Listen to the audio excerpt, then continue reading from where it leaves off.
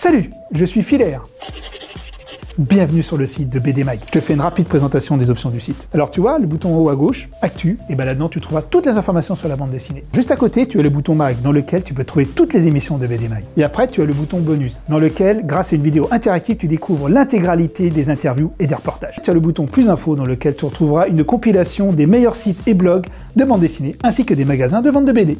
Enfin, si tu veux en savoir plus sur l'équipe de BD Mag, clique ici. Et dans le bloc du milieu, tu peux venir checker notre Facebook, Dailymotion, YouTube et nous envoyer un mail. Et là, dans le bloc de droite, tu peux retrouver notre maison de production. Voilà, je te laisse découvrir notre dernière émission et je te souhaite un bon voyage dans l'univers de la bande dessinée.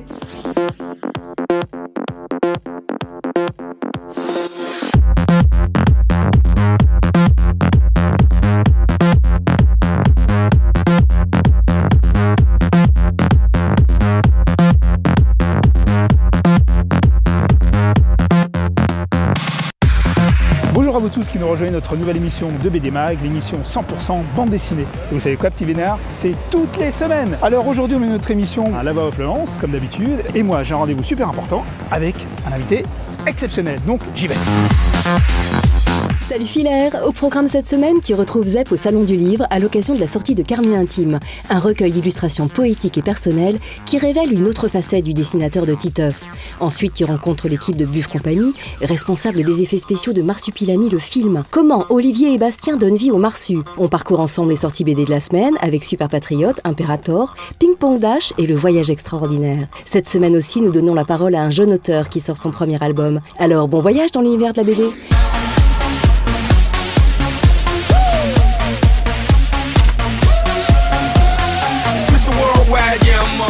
Pile poil à l'heure pour découvrir Zep, comme vous avez pu le voir dans notre sommaire. Mais avant ça, nous allons découvrir un reportage sur sa vie. C'est parti. Zep, de son vrai nom Philippe Chapuis, est un dessinateur suisse qui a débuté en créant un fanzine intitulé Zep. On doit son pseudonyme en hommage à Led Zeppelin, qui est son groupe préféré. Très vite, il travaille aux éditions Dupuis où il sort 3 albums. Victor n'en rate pas une en 88, Léon Coquillard en 90 et Cradock Amanik Bunker en 91. Mais c'est en faisant des croquis de ce qui sera plus tard Titeuf que Zep obtient ses lettres de noblesse. Pourtant, tout n'était pas gagné. Après plusieurs échecs de présentation du personnage auprès de nombreux éditeurs, Zep est repéré par les éditions Glénat qui en fera son fer de lance. Le premier album de Titeuf est édité à 8000 exemplaires et très vite c'est le succès. Le deuxième est vendu à 1,8 million d'exemplaires. Aujourd'hui, la sortie d'un Titeuf est un événement très attendu sur la planète BD et ce ne sont pas les fans qui nous contrediront. J'adore Titeuf! Voguant de succès en succès, Zep devient réalisateur le temps d'un film en adaptant Titeuf au cinéma. Il travaille sur d'autres projets tels que Captain Biceps, les Chrono Kids, récemment primés au Festival de BD d'Angoulême. Mais jusqu'où va aller le talent de Zep? Où s'arrêtera-t-il? Peut-être quand Titeuf sera devenu ado, mais ça, c'est déjà une autre histoire. Bonjour Zep. Bonjour. Tu es ici pour nous parler donc de Carnet Intime, Carnet Intime, qui en fait représente des illustrations. Alors pourquoi Carnet Intime? C'est une compilation de mes carnets de voyage depuis une vingtaine d'années. Mais sauf que je dessine rarement le Taj Mahal, je vais dessiner des petites choses, donc j'aime mieux les choses sur lesquelles le temps a passé. C'est-à-dire que j'ai pas tellement envie d'aller dessiner la pyramide du Louvre. J'aime bien quand c'est un peu pété. C'est vraiment des dessins qui sont des espèces de rêveries et à l'arrivée je trouve qu'ils disent beaucoup. D'ailleurs tu es un grand voyageur parce que tu pars en Tanzanie, Japon... à la base je suis pas du tout un grand voyageur en fait. Au départ j'avais pas mal de réticence justement à voyager. Je me suis mis à dessiner aussi des lieux pour ça. C'était une manière de m'installer quelque part. Moi, si je peux dessiner un endroit, après c'est bon. Je me sens chez moi, je peux revenir 10 ans après dans cet endroit, je suis bien. Et d'ailleurs, ce que tu as écrit à côté, ce que tu as mis plein de petites phrases, c'est ce que tu as rédigé après avoir dessiné ou ça s'est fait après... Alors souvent, c'est des choses que j'ai que j'avais à l'esprit en faisant le dessin. Donc, il y a beaucoup de réflexions sur aussi qu'est-ce que c'est de dessiner, pourquoi on dessine, pourquoi on observe, pourquoi on n'observe pas les choses. Sur le moment, tu t'es senti plutôt peintre ou dessinateur de bande dessinée? Vraiment dessinateur. J'ai une petite boîte d'aquarelle qui est grande comme un paquet de cigarettes. J'ai mon carnet, ma boîte, et tout ça tient dans un sac avec une bouteille d'eau, je me pose, je dessine. Alors des fois dans des endroits désertiques, on me fait une paix royale, des fois dans des endroits où tout à coup les gens sont curieux, donc ils viennent voir. Ce que tu dessines, en fait. Ouais. Par exemple au Népal, tout à coup, il y avait des groupes d'enfants qui venaient et qui appellent leurs copains. Il y avait vite 50 ou 60 gamins qui sont là autour. Donc on ne peut plus parce qu'on ne voit plus rien. Ils sont là autour et qui montrent du doigt le lieu parce qu'ils le reconnaissent. Tu as dessiné que des paysages, tu n'as pas dessiné de personnes en fait? Pratiquement pas. Je dessine aussi des personnes dans mes carnets, mais de manière différente parce que dessiner des gens, ils bougent les gens. Donc il faut que je les dessine avant qu'ils se rendent compte que je suis en train de les dessiner. Alors c'est dans des cafés où les gens sont un peu immobiles. Mais je ne fais pas poser des gens pour moi. Parce que moi, au départ, je n'ai pas appris à dessiner par Drell, j'ai appris à dessiner en recopiant des bandes dessinées que je lisais quand j'étais enfant. C'est quoi tes sources d'inspiration de bandes dessinées à tout début? Voilà, les bandes dessinées, Spirou, Franquin, très école belge. Ouais. Alors, tu es passé à la réalisation donc, de ton premier long métrage animé. Il y a eu des différences entre l'album de bande dessinée et le dessin animé, la méthode de travail, la façon d'apporter l'histoire? Disons que la principale différence, c'est ni le fait qu'il bouge, ni le fait qu'il parle, c'est que tout à coup on travaille avec des centaines de personnes, c'est 700 personnes le long métrage Titeuf. C'est un casse-tête pour avoir une histoire dans la tronche et qu'à travers 700 personnes et les 2 ans qu'ont pris le film, d'arriver à garder son histoire. Parce qu'effectivement on a envie de partir dans tous les sens. Quelqu'un arrive, dit « Ah mais on pourrait faire comme ça, on pourrait aller là, j'aurais envie de faire là ». Le film va être tiraillé de tous les côtés. Et le boulot du réalisateur, effectivement, c'est de le maintenir, de garder l'histoire qu'on avait dans sa tête au départ. Ça t'a pas fait bizarre d'entendre la voix de Titeuf, ton personnage? Tu t'attendais à une voix particulière, en particulier? Ouais, ça c'est très dur. Les voix, c'est autant de le voir bouger, c'est rien, parce que quand on le dessine, on le voit toujours bouger dans sa tête. Autant les voix... Je mets mon pyjama. Moi, je fais toutes les voix des personnages quand je fais de la bande dessinée. Tout à coup, de dire quelle voix un tel, je sais pas. J'en profite pour tester l'élastique de mon slip. Alors pour finir, tes futurs projets? Alors il y a le Titeuf qui sort cette année. Au printemps, c'est ça? C'est pour le mois d'août. Pour le mois d'août. Il y a un gros changement entre Nadia et Titeuf, mais je peux pas vous dire quoi déjà Ah maintenant. ben non, faut pas le dire. Mais il y a des nouveaux personnages, ouais. Et puis là j'ai commencé un autre projet qui est un projet très différent, qui est un album réaliste, donc dessiné plus dans l'esprit des carnets intimes, mais avec des personnages cette fois, qui racontent une histoire qui n'est pas une comédie pour une fois. Bon bah merci Zeb de nous avoir accordé donc cette interview. Et je rappelle donc qu'aux éditions Gallimard, Carnet intime est disponible dans toutes les bonnes librairies. Merci. Merci. Je fais ça en même temps.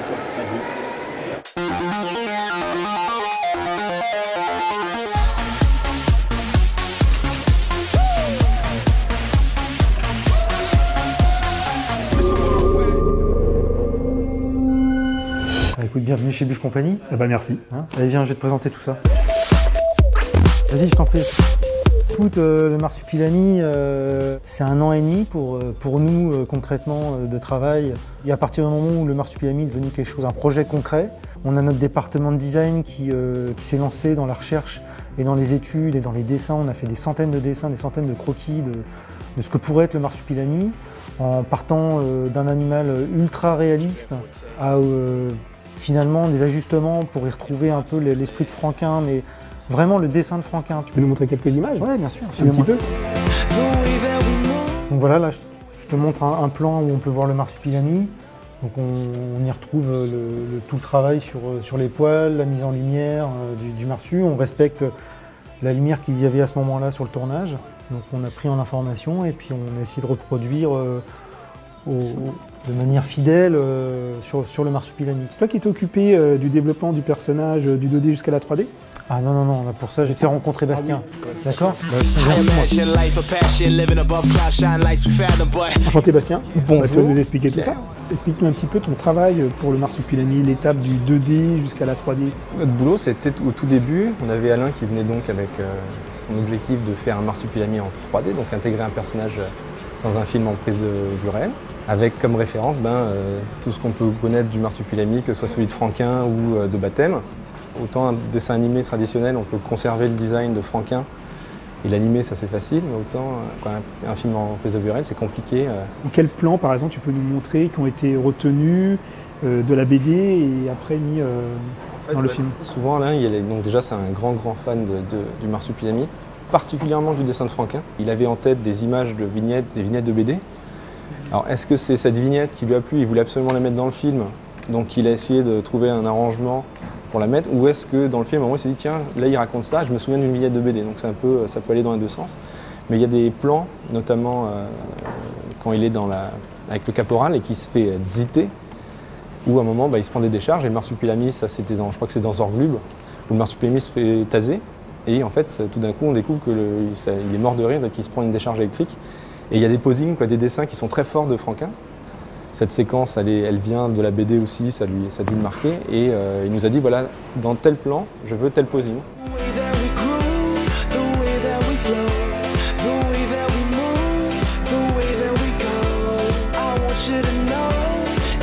Et voilà, nous étions au Studio Buff et nous on poursuit notre émission, c'est parti.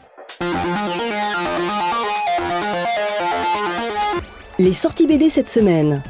Super Patriote de Kirkman et Walker aux éditions Delcourt.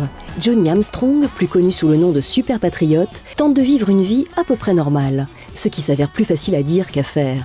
En effet, quand il n'est pas en train de sauver ses super-héros d'enfants ou de combattre les nazis, il essaie d'apprécier un dîner en amoureux. Mais c'est sans compter sur l'aide d'un fantôme de son passé, bien déterminé à l'anéantir. Imperator de Mangin et von Fafner aux éditions Soleil. Les humains ont peuplé peu à peu toute la galaxie. Ils ont formé des États, royaumes ou républiques. Le point commun à ces multiples sociétés est leur rapport encore difficile avec les extraterrestres, avec qui elles sont contraintes de partager l'espace vital. Tous les humains sont, ont été ou vont être en guerre avec eux. Ping Pong Dash, tome 15 de Honda aux éditions Bambou. Et la finale s'enflamme. Après l'improbable victoire de Momo décrochée au prix d'un jeu sans concession, c'est tout le public présent qui vibre désormais pour le lycée Burai. La paire Tabori Iwabushi, puis le vice-capitaine Takatsuki seront-ils foncés dans la brèche ainsi ouverte pour monter à l'assaut de l'imprenable forteresse? Le voyage extraordinaire de Philippi et Camboni aux éditions Vent d'Ouest. Entre la croisée des mondes et les orphelins Baudelaire, les aventures steampunk de deux enfants extraordinaires. Noémie et Émilien ne sont pas des enfants comme les autres. Cousins issus d'une riche famille, ils ont passé leur enfance dans un pensionnat sans presque jamais voir leurs parents. Enfants géniaux, ils se sont finalement habitués. Et voilà, c'est fini pour cette semaine. On se retrouve la semaine prochaine. Bonjour, je m'appelle Léonard Cheminot, je viens vous présenter mon premier album qui sort aux éditions Rivage Casterman Noir. Ça s'appelle Les Amis de Pancho Villa et c'est adapté d'un roman de James Carlos Blake. C'est toute l'histoire de la révolution mexicaine depuis le point de vue d'un des meilleurs amis de Pancho Villa qui s'appelle Rodolfo Fierro. Pancho Villa qui est un bandit de grand chemin dans le nord du Mexique et on le suit au travers de grandes tueries, au travers de moments épiques jusqu'à Mexico, jusqu'à la prise de la ville et au retournement de la situation politique au Mexique. Ce sont des événements historiques qui sont réellement passés de 1910 à 1915. C'est une révolution qui s'est passée en train, c'est assez original, c'est-à-dire qu'ils attaquaient des trains, ils les prenaient en fait pour pouvoir avancer au travers du pays puisque le réseau ferré était bien développé. C'est la première révolution de l'histoire qui s'est faite et peut-être la seule d'ailleurs qui s'est faite uniquement en train, presque uniquement en train. Et pour savoir ce que c'est qu'une vraie révolution, je vous invite à venir découvrir mon album en librairie.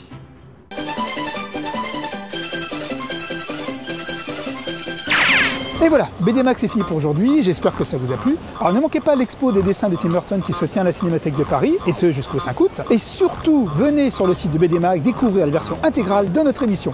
Voilà, bon, notre émission c'est fini pour aujourd'hui, je vous dis à la prochaine. Hop là! Ciao!